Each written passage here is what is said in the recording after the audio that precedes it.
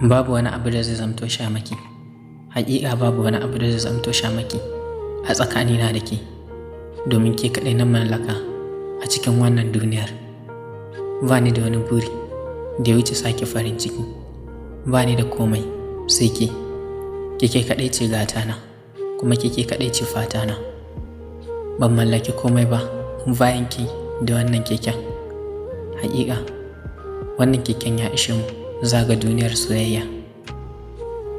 Ban damu da komai ba, ban damu da kowa ba, matuƙar gaki. Haƙiƙa zamana da ke ya fi mun zama da tarin dukiya. Kallon murmushinki ya fi a maida ni komai a cikin wannan duniyar. Ke ce burina, kuma ke nake fata zan zauna da ke kuma zan rayu da ke.